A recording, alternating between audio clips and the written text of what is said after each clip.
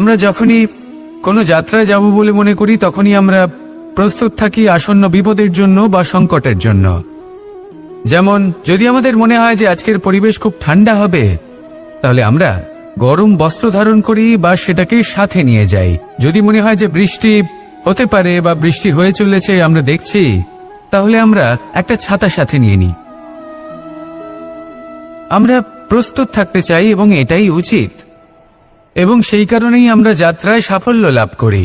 কিন্তু যদি আমরা কথা বলি জীবনযাত্রা নিয়ে, যা কিনা সব থেকে বেশি গুরুত্বপূর্ণ, তাহলে তার জন্য আমরা পূর্ণরূপে প্রস্তুত থাকি না।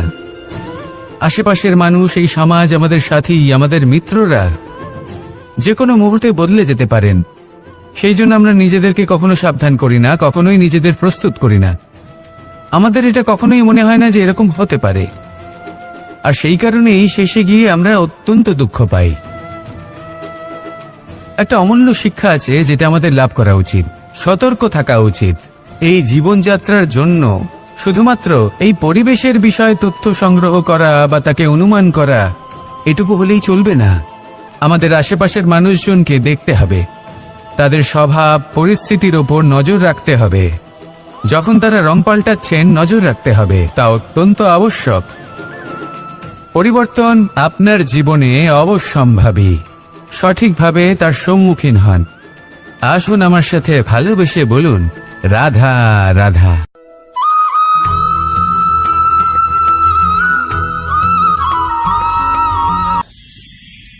ঈশ্বর আসলে কে? সংসারের বেশিরভাগ মানুষের কাছে ঈশ্বর হলেন এই সংসারের রচয়িতা, পালনকর্তা। কারোর কাছে উনি জ্ঞাতা, কারোর কাছে উনি হলেন আস্থার প্রতীক, আবার কারোর জন্য শুধুমাত্র অন্ধ বিশ্বাস। কিন্তু এই ঈশ্বর কি কোনো শরীর, নাকি একটা বোধ, নাকি শুধুই শ্রদ্ধা? ঈশ্বর হলেন তিনি যিনি হলেন আপনার ইষ্ট। সেই জন্যই তো গুরু, মাতা, পিতা এনাদেরও ঈশ্বরই বলা হয়েছে। যাদেরকে আমরা ঈশ্বর বলে মনে করি, যারা আমাদের ইষ্ট, তারা আমাদের একটি পথ দেখান, একটি দিকে চালিত করেন। সেই পথে চলে আপনি শুভ কর্ম করতে পারেন। আর যখন কোনো ব্যক্তি তার ঈশ্বরের আদেশ পালন করেন, তখন সে নিজে থেকেই শুভ পথে অগ্রসর হয়ে যান। বেশ কয়েকজন মানুষ ঈশ্বরের ওপর আস্থা রাখেন এবং ভাবেন যে অনুচিত কোনো কাজ করা উচিত নয়, ঈশ্বর দেখছেন। ওনারা ভয় পান যে কোনো অনুচিত কর্ম করলে কে জানে তার পরিণাম কি হবে। এমন অনেক ব্যক্তি রয়েছেন যারা ঈশ্বরকে বিশ্বাস করেন এবং জানেন যে ঈশ্বর তাদেরকে দেখছেন, তাই যে যে শুভকর্ম ওনারা করেছেন তার ফল তারা অবশ্যই পাবেন। এবার আপনি ভয় পেয়ে ঈশ্বরকে বিশ্বাস করবেন, নাকি বিশ্বাসের দ্বারা ঈশ্বরকে বিশ্বাস করবেন, সেই সিদ্ধান্ত আপনারই। কিন্তু হ্যাঁ, যদি আপনার মনে ঈশ্বরের জন্য কোনো স্থান থাকে, যদি আপনার কোনো ইষ্ট থাকেন, যদি আপনি কাউকে ঈশ্বর মনে করেন, যার প্রত্যেক আদেশ আপনি পালন করে থাকেন, তাহলে বলি ঈশ্বর কখনো আপনাকে অনুচিত পথে চালিত করবেন না। আসুন আমার সাথে ভালোবেসে বলুন, রাধা রাধা।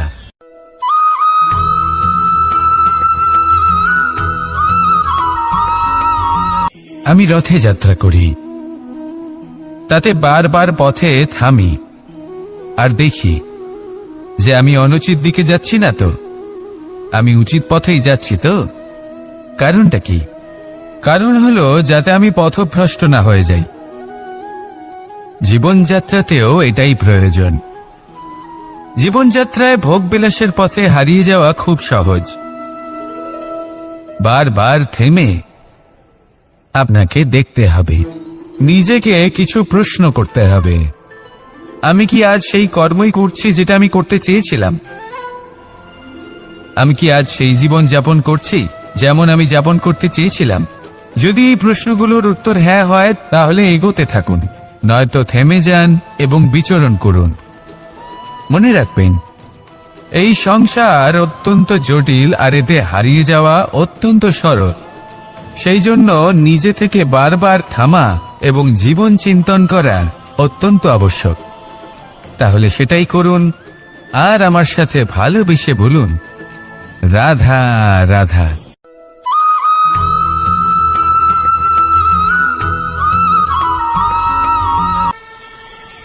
কথায় আছে যে স্বপ্ন এবং লক্ষ্য হলো একটি মুদ্রারই দুটি দিক। যতক্ষণ না স্বপ্ন দেখছেন ততক্ষণ বুঝবেন কি করে আপনার লক্ষ্য কি। স্বপ্ন দেখে যদি নিজের লক্ষ্য বুঝতে পারেন, সেটা পেতে চান, তবেই সেটা লাভ করতে পারবেন। কিন্তু স্বপ্ন এবং লক্ষ্য এই দুইয়ের মধ্যে একটা ভারসাম্য রয়েছে, যেটা বজায় রাখা প্রয়োজনীয়। একে আমরা বলে থাকি পরিশ্রম। দেখুন, যদি আপনি স্বপ্ন দেখতে চান তাহলে পরিশ্রম ত্যাগ করে নিদ্রা লাভ প্রয়োজন। কিন্তু যদি আপনি লক্ষ্য লাভ করতে চান তাহলে আপনাকে নিদ্রা ত্যাগ করে পরিশ্রম করতে হবে। তাই আলস্য ত্যাগ করুন এবং সিদ্ধান্ত নিন যে আপনি কি চান। আপনার জীবনের এই তুলাদণ্ডে স্বপ্নের পাল্লা ভারী হওয়া প্রয়োজন নাকি লক্ষ্যের? আমার মতে এই দুইয়ের মধ্যে যদি ভারসাম্য বজায় রাখেন তবে পথ নিজে থেকেই সামনে আসবে। শুধু সেই পথে অগ্রসর হতে থাকুন এবং আমার সাথে ভালোবেসে বলুন, রাধা রাধা।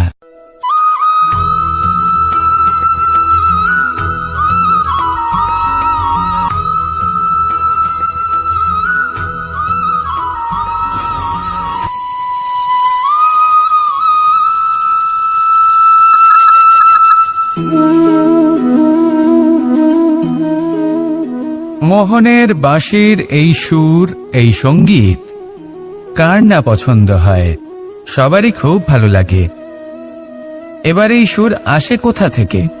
কেউ বলবেন কৃষ্ণের হৃদয় থেকে। সত্য কথা, এই সুর হৃদয় থেকে নির্গত হয় এবং প্রকট হয় এই বাঁশি থেকে। এই বাঁশিটাকে দেখুন, এই ছিদ্রগুলি দেখুন, প্রত্যেকটা সুর থেকে নিজস্ব একটা স্বর নির্গত হয়। এবার যে ব্যক্তি এই সমস্ত সুর এবং স্বর বুঝতে পারেন, এতে নিপুণ, তিনি এই বাঁশির দ্বারা যে সুর নির্গত করবেন তা তো মধুর অবশ্যই হবে। এবার জীবনের সাথেও কিছুটা এরকমই ঘটে। জীবনের কিছু নীতি থাকে, অর্থ, কুটুম্ব এবং আধ্যাত্মিক। যদি জীবনের প্রত্যেকটা মুহূর্ত সুখময় হয় এরকম আপনি চান, তাহলে এই তিনটি নীতিতে আপনাকে নিপুণ হতে হবে। কোনো একটি বিশেষ নীতির প্রতি যদি আপনি বেশি ঝুঁকে পড়েন তাহলে বাকি দুই নীতি থেকে যা সুখ লাভ করা সম্ভব তা পারবেন না। ধন অর্জন করতে হবে পরিবারের জন্য, পরিবারের সুখ মনের শান্তির জন্য, মনে শান্তির প্রয়োজন মনের শুদ্ধতার জন্য। যখন এই মন শুদ্ধ হবে, জীবন শুদ্ধ হবে, পবিত্র হবে, সুন্দর হবে এবং ভালোবেসে বলবে, রাধা রাধা।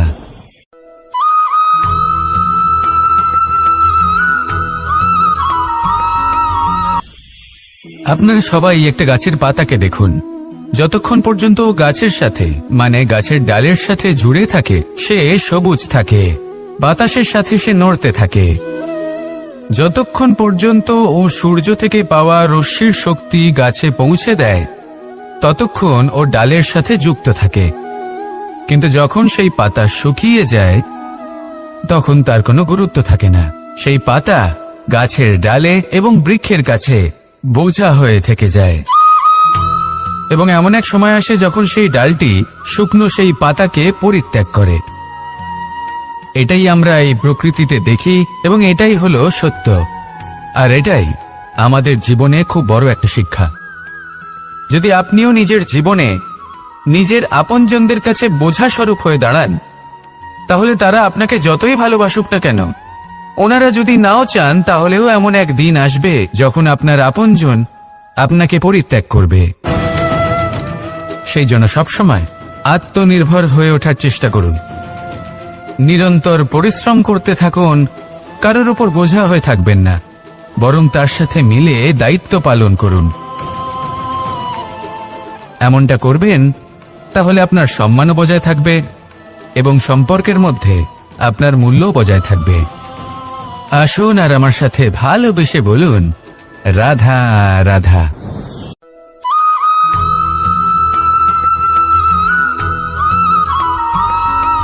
এই শুকনো পাতাটিকে দেখুন, নিষ্প্রাণ হয়ে পড়েছে।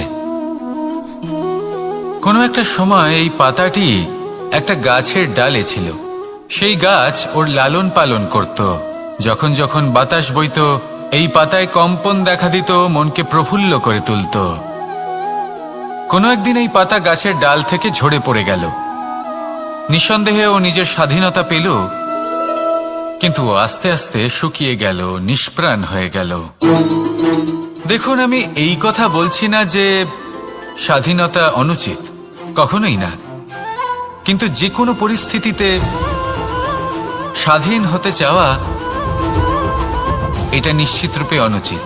আমরা যদি আমাদের জীবনে পরিবারের গুরুত্ব ভেবে দেখি, তাহলে এই পরিবারে যতই মতভেদ থাকুক না কেন, যতই মনোমালিন্য থাকুক না কেন, যতই বিবাদ থাকুক না কেন, এই সব মিটিয়ে নেওয়া অত্যন্ত প্রয়োজনীয়।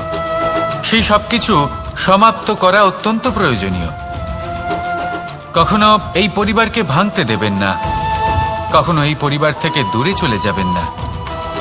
এই পরিবার হলো আমাদের জীবনের একটা অমূল্য সম্পদ, অমূল্য এক আশ্রয়, যা এই সংসারে হয়তো কোথাও আপনি পাবেন না। তাই একে আগলে রাখুন। ভেবে নিন আপনি পাতা আর আপনার পরিবার সেই গাছ। আসুন আমার সাথে ভালোবেসে বলুন, রাধা রাধা।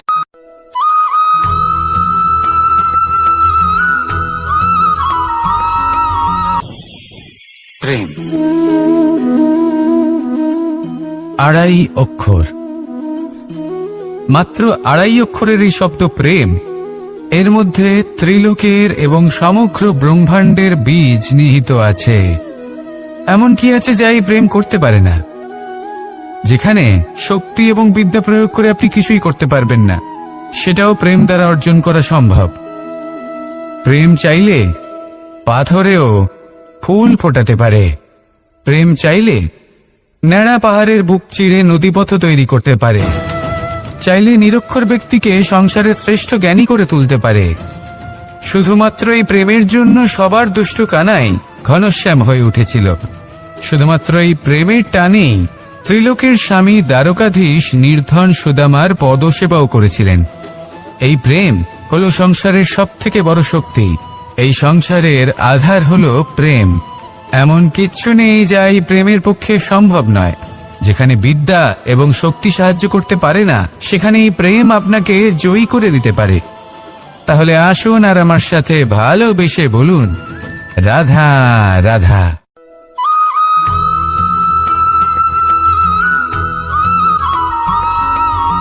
দীপাবলি আমাদের সবথেকে বড় উৎসব। শ্রীরাম রাবণকে পরাস্ত করে 14 বছরের বনবাস কাটিয়ে আবার অযোধ্যায় ফিরে এলেন অমাবস্যার রাত্রে।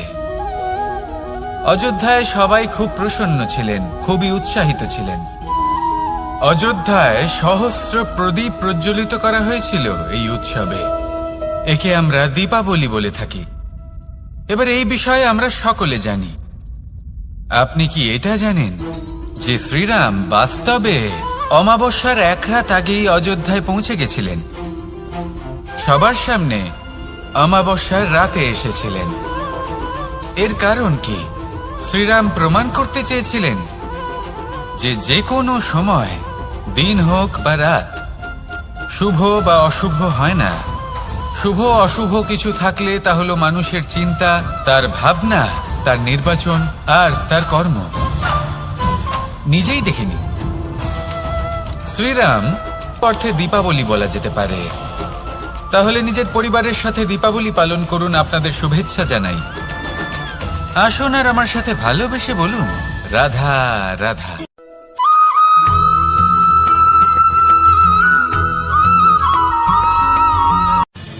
মানুষের এই জীবন, মানুষ জন্ম নেয়, একটা নির্দিষ্ট সময়ের পরে এই সংসার ত্যাগ করে চলেও যায়। এবার শুধু এটাই আবশ্যক নয় যে এই জীবনকালকে আপনি যাপন করবেন, শুধু এটাই গুরুত্বপূর্ণ নয়। আবশ্যক এবং গুরুত্বপূর্ণ হলো এটা যে এই জীবনকালে আপনি এমন কিছু করেন যাতে এই সংসারের মঙ্গল হয়, যাতে এই সংসার আপনাকে মনে রাখে, আপনার থেকে প্রেরিত হয়, আপনার মতো হতে চায়, প্রত্যেক বছর আপনার জন্মতিথির অপেক্ষা করে। এমনভাবে আপনার জন্মদিন পালন করে যাতে সেটা মহোৎসবের আকার ধারণ করে। এবার এই জন্মদিন এমনি এমনি মহোৎসবে পরিণত হয় না। তখন হয় না যখন কোনো ব্যক্তি রাজার রূপে বা কোনো গোয়ালার রূপে জন্মগ্রহণ করে। তখন পরিণত হয় যখন একজন মানুষ জন্মগ্রহণের পরে এই সংসারকে কোনো শিক্ষা দিয়ে যান। কিভাবে একজন মানুষ গোয়ালা থেকে রাজা হতে পারে, কিভাবে একজন মানুষ অসত্য থেকে সত্যের পথে চলতে শুরু করেন, অধর্ম থেকে ধর্মের পথে চালিত হতে পারেন, কিভাবে অন্ধকার থেকে প্রকাশের দিকে যেতে পারেন, কিভাবে নিজের আত্মাকে পরমাত্মার সাথে মিলিত করতে পারেন।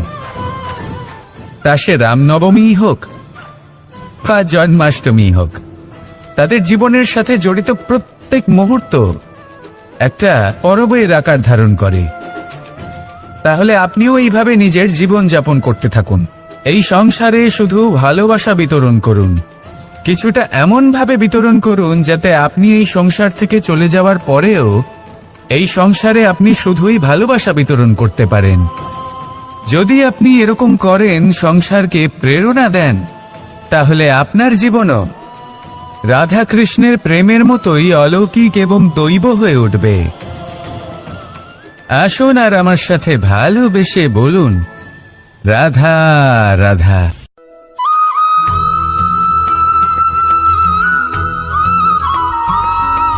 ভোজন। এই সংসারে যেই হোক না কেন, কোনো মানুষ হোক, কোনো প্রাণী হোক, কোনো কীট হোক বা কোনো বনস্পতি হোক, প্রত্যেকের জন্য ভোজন অতি আবশ্যক। কারণ ভোজন থেকেই শক্তি পাওয়া যায়, আর সেই শক্তি দিয়েই সংসারের, আমাদের জীবনের সমস্ত কার্য করা যায়। এবার এমন এক ধরনের শক্তি হয় যা শীতের ঋতুতে সূর্য থেকে আমরা পেয়ে থাকি, আর আরেক ধরনের উত্তাপ হয় যা দিয়ে ভোজন রান্না করা হয়, সুস্বাদু নানান ধরনের ভোজন। এবার অত্যন্ত গুরুত্বপূর্ণ হলো যে ব্যক্তি সেই ভোজন বানাচ্ছেন তার মানসিক পরিস্থিতি এবং সেই ব্যক্তি যিনি ভোজন গ্রহণ করছেন তার মানসিক অবস্থা। যখনই আপনি ভোজন বানাচ্ছেন তখন ভালোবাসার সাথে কাজটা করুন, ধন্যাত্মক ভাব নিয়ে, সৎ ভাবনার সাথে। কারণ আপনার এই মানসিক স্থিতি শক্তির আকারে সেই খাদ্যের সাথে মিলে মিশে যায়। আর যখনই আপনি ভোজন গ্রহণ করছেন তখন সদ্ভাবনার সাথে, প্রসন্নতার সাথে গ্রহণ করুন, ধন্যাত্মক ভাব নিয়ে। যদি আপনি প্রসন্নতার সাথে রান্না করেন, প্রসন্নতার সাথে খাদ্য গ্রহণ করেন, তাহলে আপনি প্রসন্নই থাকবেন, আর মন সুপ্রসন্ন হয়েই বলবে, রাধা রাধা।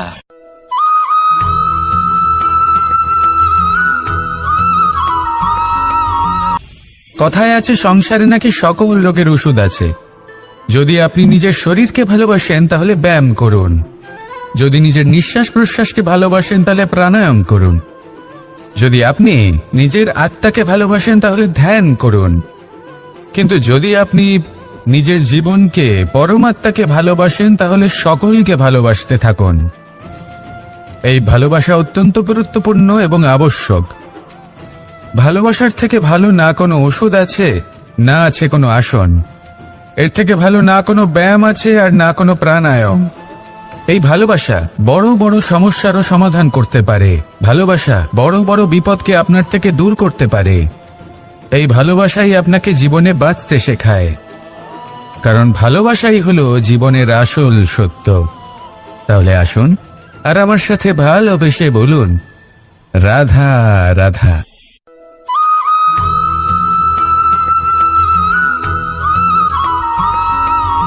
আমি মনুষ্যরূপে জন্ম নিয়েছি এবং সমস্ত কর্ম এই রূপেই করেছি। কিন্তু আশ্চর্যের বিষয় হলো যে আজও মানুষ আসেন এবং হাত জোর করে প্রার্থনা করেন যেন আমি ওনাদের সহায়তা করি। আপনাদের একটা কথা বলতে চাই, আমি সকলকে সাহায্য করতে পারবো না, কিন্তু আমি শিক্ষা অবশ্যই দিতে পারবো, জ্ঞান প্রদান করতে পারবো। এমন কিছু জ্ঞান যার ভিত্তিতে মানুষ যা চাইবেন তাই লাভ করতে পারবেন যদি সঠিক কর্ম করতে থাকেন। যখন কংসের অসুররা, আপনি অবশ্যই লাভ করবেন। আর এই মন সুপ্রসন্ন হয়ে বলবে, রাধা রাধা।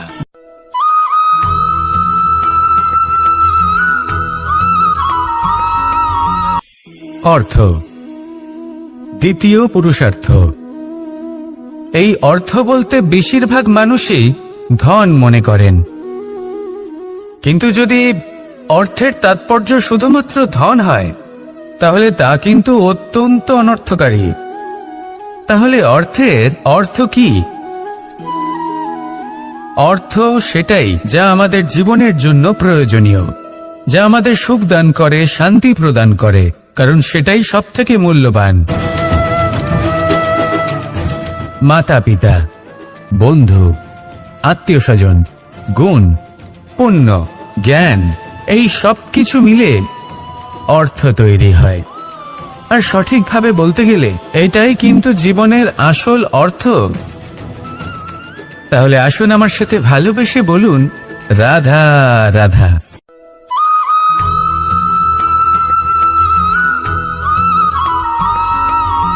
সুখ, দুঃখ এবং শক্তি, এই তিন হলো এই সংসারের ত্রিদেবের মতো।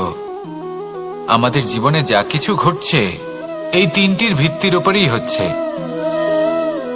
আসলে এই সংসারের একটা নিয়ম আছে, যখনই আপনি কিছু লাভ করেন এই সংসার আপনার পরীক্ষা নেয়। এটা জানার জন্য আপনার পরীক্ষা নেয় যে আপনি যা কিছুই লাভ করেছেন আপনি কি আদৌ সেটার যোগ্য কিনা। ঠিক সেইভাবেই এই সুখ, দুঃখ এবং শক্তি আপনার পরীক্ষা নিয়ে থাকে। যখন সুখ আসে তখন সে আপনার পরীক্ষা নেয় যে আপনার মধ্যে অহংবোধ জাগ্রত হয়নি তো। যদি অহংবোধ চলে আসে তাহলে সুখ সেখানেই সঙ্গ ত্যাগ করে। দুঃখ আপনার ধৈর্যের পরীক্ষা নিতে থাকে, আর যদি আপনার মধ্যে ধৈর্য না থাকে তাহলে এটা আপনাকে আরো বেশি দুঃখের গভীর অন্ধকারে ঠেলে দেবে। সেখানে শক্তি পরীক্ষা নেয় আপনার বিনম্রতার। যদি আপনি বিনম্র না হন তাহলে হয় এই শক্তি আপনার সঙ্গ ত্যাগ করবে, নয় এই শক্তি বিনম্রতার অভাবে আপনার পতনের কারণ হতে পারে। এই সংসারে যে কোনো ব্যক্তি যিনি এই পরীক্ষায় উত্তীর্ণ হয়ে থাকেন এই জীবনে তিনি সাফল্য লাভ করেন। আসুন আমার সাথে ভালোবেসে বলুন, রাধা রাধা।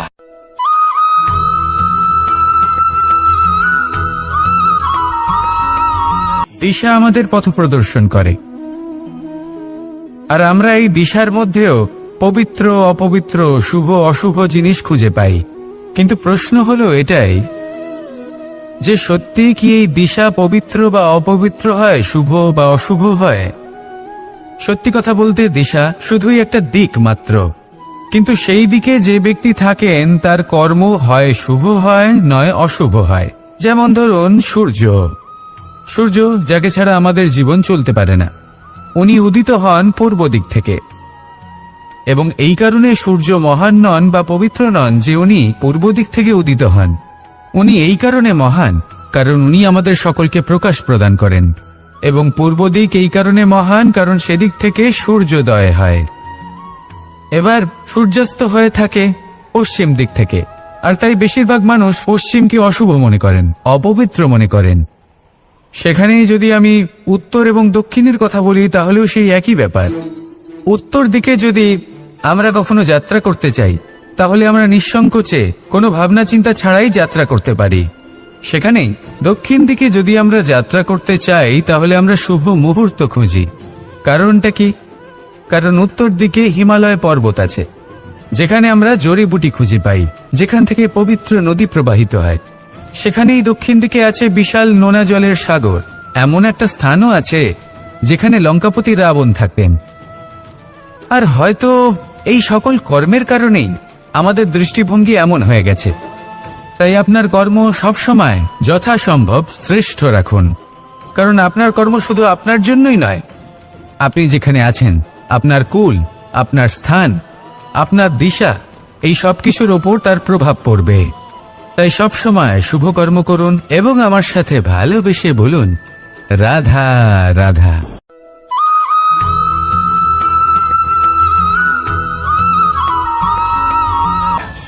একবার একটা শেয়াল বনে বিচরণ করছিল। ও একটা ছোট্ট শাবক দেখতে পেল। ও ভাবলো, আজ একেই আমি খাবার হিসেবে গ্রহণ করব। আশেপাশে দেখলো কেউ দেখছে না, তো কেউ ছিল না, আর সেই শাবকের ওপর আক্রমণ করল, যা হলো একটা ঘোর অপরাধ। বনের নিয়ম অনুসারে আপনি কখনোই শাবকের ওপর আক্রমণ করতে পারেন না। তারপর এই খবরটা যখন রাজা সিংহ জানতে পারলেন, সভার আয়োজন করলেন। কিন্তু সেখানে শেয়াল বলল, আমি তো এরকম কিছু করিনি। কিন্তু যদি আপনি এরকম বলেন, কোনো প্রমাণ দিন, এর কোনো সাক্ষী আছে?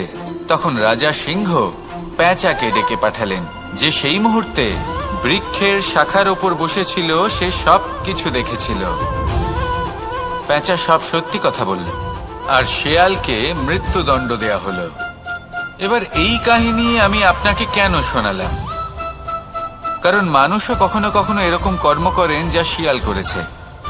এটা ভাবেন কেউ দেখছে না, যখন আমি অনুচিত কর্ম করতেই পারি।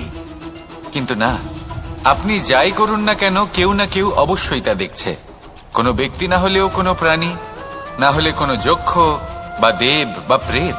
যদি এনারা কেউ না দেখেন, তাহলে ধরিত্রী মাতা দেখেন, যেখানে দাঁড়িয়ে আপনি সেই কর্ম করছেন, তাই না?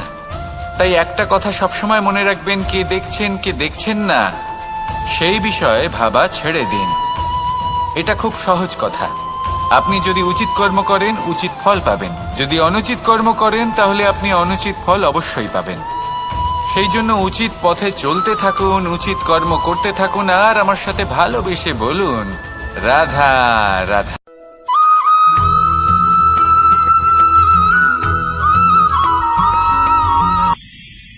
ঈশ্বর আসলে কে? সংসারের বেশিরভাগ মানুষের কাছে ঈশ্বর হলেন এই সংসারের রচয়িতা, পালনকর্তা। কারোর কাছে উনি জ্ঞাতা, কারোর কাছে উনি হলেন আস্থার প্রতীক, আবার কারোর জন্য শুধুমাত্র অন্ধ বিশ্বাস। কিন্তু এই ঈশ্বর কি কোনো শরীর, নাকি একটা বোধ, নাকি শুধুই শ্রদ্ধা? ঈশ্বর হলেন তিনি, যিনি হলেন আপনার ইষ্ট। সেই জন্যই তো গুরু, মাতা, পিতা এনাদেরও ঈশ্বরই বলা হয়েছে। যাদেরকে আমরা ঈশ্বর বলে মনে করি, যারা আমাদের ইষ্ট, তারা আমাদের একটি পথ দেখান, একটি দিকে চালিত করেন। সেই পথে চলে আপনি শুভ কর্ম করতে পারেন। আর যখন কোনো ব্যক্তি তার ঈশ্বরের আদেশ পালন করেন, তখন সে নিজে থেকেই শুভ পথে অগ্রসর হয়ে যান। বেশ কয়েকজন মানুষ ঈশ্বরের ওপর আস্থা রাখেন এবং ভাবেন যে অনুচিত কোনো কাজ করা উচিত নয়, ঈশ্বর দেখছেন। ওনারা ভয় পান যে কোনো অনুচিত কর্ম করলে কে জানে তার পরিণাম কি হবে। এমন অনেক ব্যক্তি রয়েছেন যারা ঈশ্বরকে বিশ্বাস করেন এবং জানেন যে ঈশ্বর তাদেরকে দেখছেন। তাই যে যে শুভকর্ম ওনারা করেছেন, তার ফল তারা অবশ্যই পাবেন। এবার আপনি ভয় পেয়ে ঈশ্বরকে বিশ্বাস করবেন, নাকি বিশ্বাসের দ্বারা ঈশ্বরকে বিশ্বাস করবেন, সেই সিদ্ধান্ত আপনারই। কিন্তু হ্যাঁ, যদি আপনার মনে ঈশ্বরের জন্য কোনো স্থান থাকে, যদি আপনার কোনো ইষ্ট থাকেন, যদি আপনি কাউকে ঈশ্বর মনে করেন, যার প্রত্যেক আদেশ আপনি পালন করে থাকেন, তাহলে বলি, ঈশ্বর কখনো আপনাকে অনুচিত পথে চালিত করবেন না। আসুন আমার সাথে ভালোবেসে বলুন, রাধা রাধা।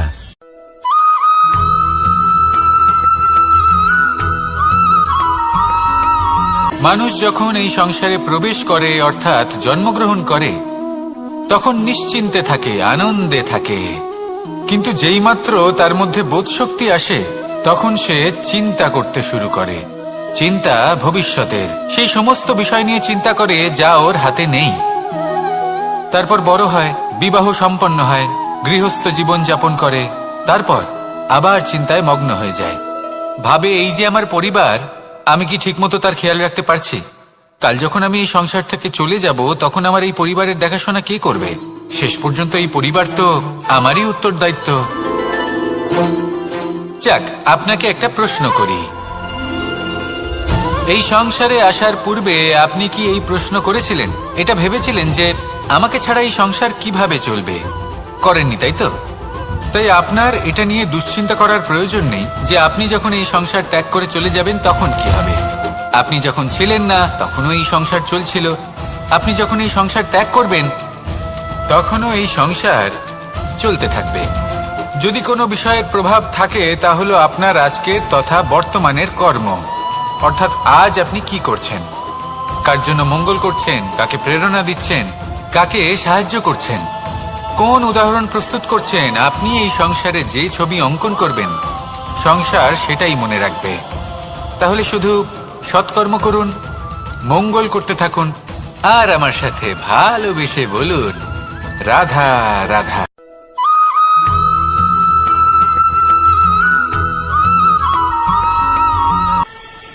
কথায় আছে যে স্বপ্ন এবং লক্ষ্য হলো একটি মুদ্রারই দুটি দিক।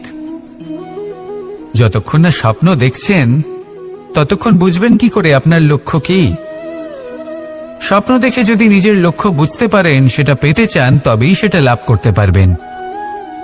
কিন্তু স্বপ্ন এবং লক্ষ্য এই দুইয়ের মধ্যে একটা ভারসাম্য রয়েছে, যেটা বজায় রাখা প্রয়োজনীয়।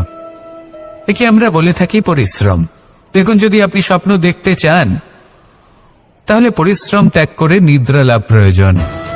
কিন্তু যদি আপনি লক্ষ্য লাভ করতে চান তাহলে আপনাকে নিদ্রা ত্যাগ করে পরিশ্রম করতে হবে। তাই আলস্য ত্যাগ করুন এবং সিদ্ধান্ত নিন যে আপনি কি চান। আপনার জীবনের এই তুলাদণ্ডে স্বপ্নের পাল্লা ভারী হওয়া প্রয়োজন নাকি লক্ষ্যের? আমার মতে এই দুইয়ের মধ্যে যদি ভারসাম্য বজায় রাখেন তবে পথ নিজে থেকেই সামনে আসবে। শুধু সেই পথে অগ্রসর হতে থাকুন এবং আমার সাথে ভালোবেসে বলুন, রাধা রাধা।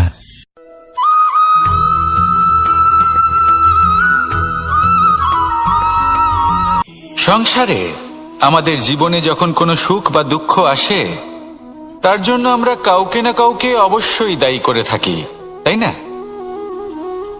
এই ব্যক্তি আমাদের সাথে এরকম কাজ করেছেন, তাই আমার সাথে এমন হলো। ওই ব্যক্তি যদি এমনটা না করতেন তাহলে আজ আমি ওই স্থানে পৌঁছতে পারতাম। সবই আপনার দৃষ্টিভঙ্গির ওপর নির্ভরশীল, আর যদি আপনার দৃষ্টিভঙ্গি এমন হয় তাহলে তা অনুচিত। সত্যি কথা বলতে এই সংসারে ভিন্ন ভিন্ন ধরনের মানুষ আছে। এটা আপনার ওপর নির্ভর করছে কিভাবে তাদের স্বাগত জানাবেন। একবার ভাবুন, আমি আমার দুটো হাত সামনে নিয়ে এলাম, দুটো মুঠো খুলে দিলাম। দুই প্রকারের মানুষ আসবেন, কিছু না কিছু দিয়ে যাবেন। এই মুঠো যদি আমি বন্ধ করে দিই তাহলে না কেউ আমাকে কিছু দিতে পারবে, না আমার কিছু যাবে আসবে। নিশ্চয়ই বুঝতে পারছেন এই দুই ধরনের ব্যক্তি কারা এবং তারা কি দিয়ে যান। আমি যদি নিজের মুঠো খুলে দিই তাহলে কিছু ভালো মানুষ আসবেন, আমাকে আনন্দ, সন্তুষ্টি, জ্ঞান প্রদান করে যাবেন, ভালো অভিজ্ঞতা দিয়ে যাবেন। কোনো খারাপ ব্যক্তি যদি আসেন তাহলে তিনিও খারাপ অভিজ্ঞতা দেবেন, যার থেকে আমি শিক্ষা লাভ করব। এই সব কিছু আমি লাভ করতে পারি। মুঠো যদি বন্ধ করে রাখি তাহলে আমি কিছুই পাবো না। দেখুন, এই সংসারে প্রত্যেকের জীবনে এরকম, প্রত্যেকের জীবনে সবকিছুই আছে, ভালো খারাপ দুই মানুষই আছে, ভালো অভিজ্ঞতা আছে, খারাপ অভিজ্ঞতা আছে। নির্ভর করছে আপনার উপর যে আপনি কি করবেন, এনাদের স্বাগত কিভাবে জানাবেন, কার থেকে কি বুঝবেন, কি শিখতে পারবেন, আর কোন দৃষ্টিভঙ্গি নিয়ে অগ্রসর হবেন। এটাই নির্ধারণ করবে যে আপনার জীবন কেমন হবে। আসুন আমার সাথে ভালোবেসে বলুন, রাধা রাধা।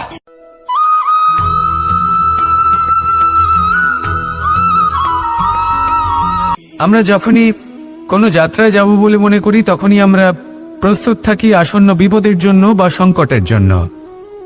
যেমন যদি আমাদের মনে হয় যে আজকের পরিবেশ খুব ঠান্ডা হবে তাহলে আমরা গরম বস্ত্র ধারণ করি বা সেটাকে সাথে নিয়ে যাই। যদি মনে হয় যে বৃষ্টি হতে পারে বা বৃষ্টি হয়ে চলেছে আমরা দেখছি, তাহলে আমরা একটা ছাতা সাথে নিয়ে নিই। আমরা প্রস্তুত থাকতে চাই এবং এটাই উচিত, এবং সেই কারণেই আমরা যাত্রায় সাফল্য লাভ করি।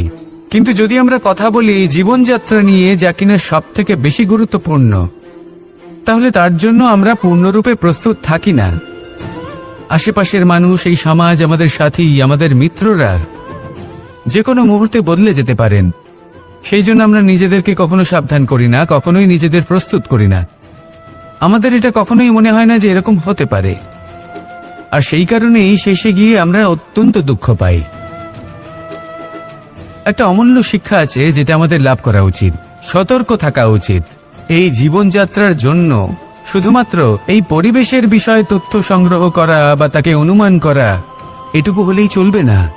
আমাদের আশেপাশের মানুষজনকে দেখতে হবে, তাদের স্বভাব পরিস্থিতির ওপর নজর রাখতে হবে। যখন তারা রং পাল্টাচ্ছেন নজর রাখতে হবে, তা অত্যন্ত আবশ্যক।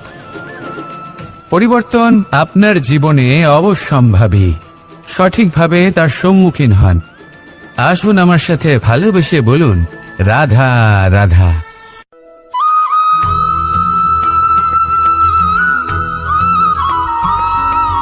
জীবনে যখন কোনো ব্যক্তি নিজের লক্ষ্য প্রাপ্তির জন্য নিরন্তর পরিশ্রম করতে থাকেন, চেষ্টা করতে থাকেন, তখন তিনি কষ্ট অনুভব করেন, কখনো শারীরিক কষ্ট, কখনো মানসিক কষ্ট।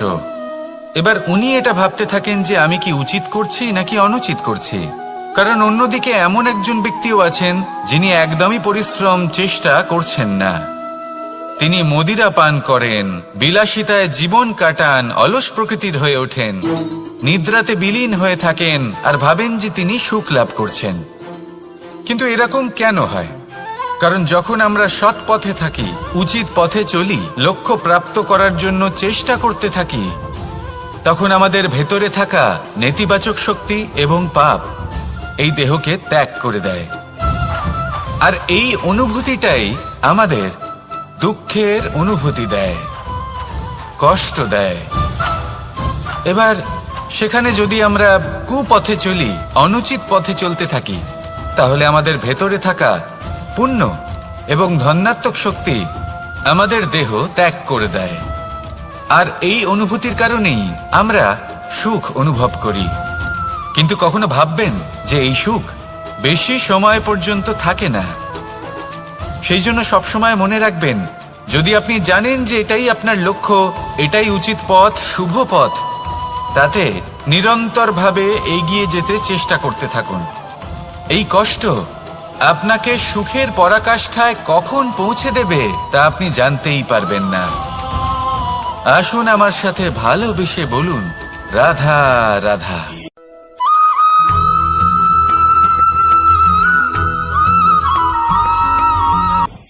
আমি রথে যাত্রা করি, তাতে বারবার পথে থামি আর দেখি যে আমি অনুচিত দিকে যাচ্ছি না তো, আমি উচিত পথেই যাচ্ছি তো। কারণটা কি? কারণ হলো যাতে আমি পথভ্রষ্ট না হয়ে যাই। জীবনযাত্রাতেও এটাই প্রয়োজন।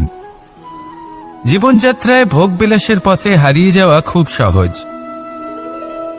বারবার থেমে আপনাকে দেখতে হবে, নিজেকে কিছু প্রশ্ন করতে হবে। আমি কি আজ সেই কর্মই করছি যেটা আমি করতে চেয়েছিলাম? আমি কি আজ সেই জীবন যাপন করছি যেমন আমি যাপন করতে চেয়েছিলাম? যদি এই প্রশ্নগুলোর উত্তর হ্যাঁ হয়, তাহলে এগোতে থাকুন, নয়তো থেমে যান এবং বিচরণ করুন। মনে রাখবেন, এই সংসার অত্যন্ত জটিল আর এতে হারিয়ে যাওয়া অত্যন্ত সরল। সেই জন্য নিজে থেকে বারবার থামা এবং জীবন চিন্তন করা অত্যন্ত আবশ্যক। তাহলে সেটাই করুন আর আমার সাথে ভালোবেসে বলুন, রাধা রাধা।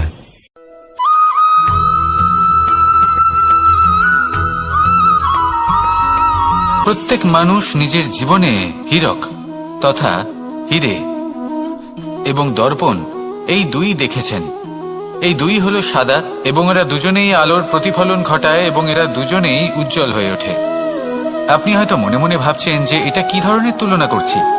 একটা হিরে তো রত্ন, তার মূল্য দর্পণের থেকে অনেক গুণ বেশি। কিন্তু হিরে থাকাতে দর্পণের মূল্য কিন্তু কোনো অংশে কমে যায় না, তাই না? মানুষ যখন হিরে নিজের হাতে নেয় তখন সবার আগে কি খোঁজে? দর্পণ, যাতে তার মধ্যে দিয়ে দেখে সে বুঝতে পারে যে সেই হিরে আদৌ তার শোভাবর্ধন করছে কিনা, তাকে ভালো দেখাচ্ছে কিনা, প্রসাধনের জন্য সেটা ব্যবহার করা ঠিক হবে কিনা। অর্থাৎ হীরের উপস্থিতিতে দর্পণের গুরুত্ব কম হলো না। দর্পণের কারণে হীরের মূল্য বোঝা গেল। আমাদের জীবনেও ঠিক এরকমই ঘটে। আপনারা যদি সংসারে নিজের আশেপাশে দেখেন, এমন অনেক মানুষ দেখতে পাবেন যারা নিজেদের ক্ষেত্রে মহান স্থানে পৌঁছেছেন, নিপুণ এবং শ্রেষ্ঠ হয়েছেন। আর তাদের মধ্যে আপনার নিজের মনে হয় যেন আপনি হলেন দর্পণ। নিজেকে ছোট মনে করবেন না। আপনার মূল্য কম হচ্ছে না, আপনার নিজস্ব মূল্য আছে। আর যদি আপনার অস্তিত্ব না থাকে, তাহলে ওনাদের অস্তিত্বের মূল্য সংসার বুঝতেই পারবে না। জীবনে সবসময় চেষ্টা করবেন যাতে আপনি আরো বেশি শ্রেষ্ঠ হয়ে উঠতে পারেন।